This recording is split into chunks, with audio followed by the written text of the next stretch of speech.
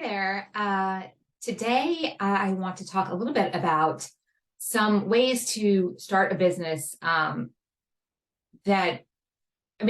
starting a business is not, it's wonderful and amazing, but it is a little daunting and there are some things you have to think about. And one of them is if you, especially if you're a female and you're a caregiver and you're working, especially if you're working, and caregiving, and then you're supposed to start a side hustle and just build that up until you can leave. That's a lot to ask of anybody, because then you lose your time. Now granted, there are ways, and I will talk about those again, to like carve little bits of time out of what you're already doing to build something, and it's a little bit of a slower path, but it's doable. But the idea that you are going to be able to devote tons of extra hours on top of what you're already doing to build something on top of all of your other responsibilities, it's really hard and to do enough work, or to feel like you're doing enough work, and that can get discouraging. Now there are ways that you can build it out, and as I said, I'll talk about those later, but today I want to talk about like another kind of halfway path. If you can't just if you don't have a cushion to leave and start your own thing, and that is perfectly understandable, most of us don't, then how can you do that? And so in this sense, if you can save up enough money to be able to leave, that's great. If you're not in a position where you can't really put aside that much work or that much money, and that's understandable too, another option would be to figure out what you really need to live off of for a few months, and see if you can find a part-time job doing what you're doing, or doing what you want to be doing, that will cover that.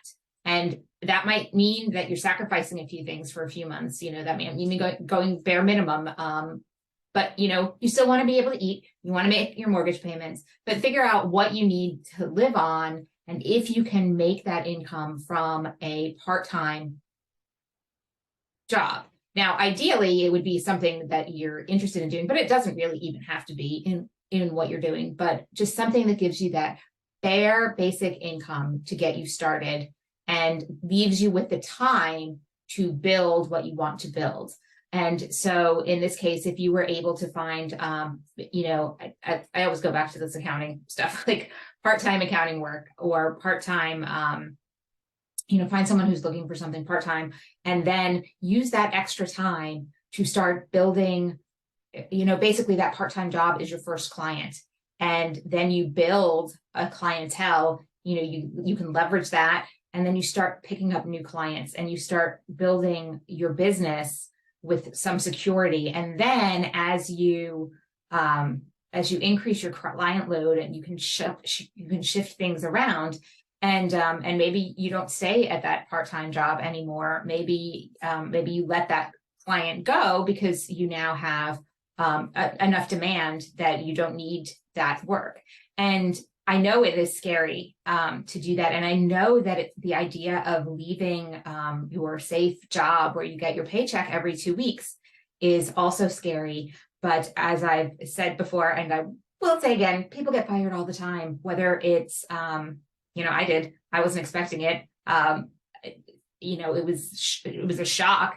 And I didn't do it. People get, in fact, one of the HR people that I follow that I really love, Liz Ryan, with the Human Workplace, I think is her business name. But Liz Ryan, she posted not too long ago that people get fired for all kinds of reasons, and very few of them actually have to do with a performance issue. And we're not talking about people who get laid off for being like awful human beings and cruel to others, but we're talking about like just general people who, maybe they made a mistake, maybe their boss was cranky that day, like whatever. There's reasons, all kinds of reasons that people get laid off that have nothing to do with an innate failing on their part.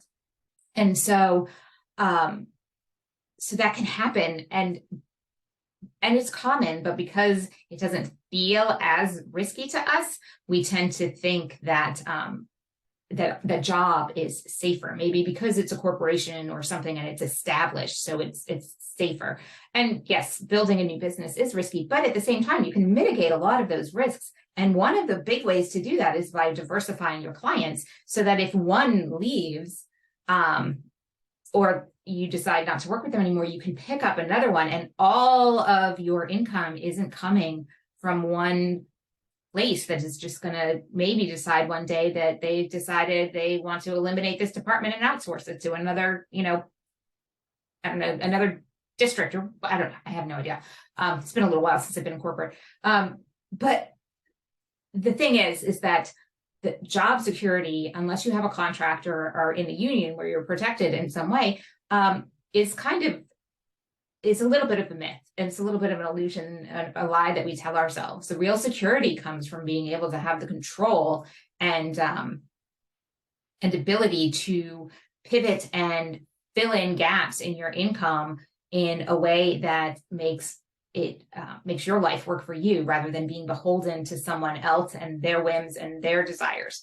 So that's one way that you can start if you are thinking about it, but not quite sure, and know that you can't completely abandon your income, but also it's just not feasible to build something on the side, is to figure out what you can do on a lesser income for a little while, until you can bring in more clients and raise your income up to what you're making now, or even beyond that. Anyway, I hope that helps you out. If you have any questions, please just put them in the comments, and I'm happy to either answer them down there or talk about them in another video. Thanks.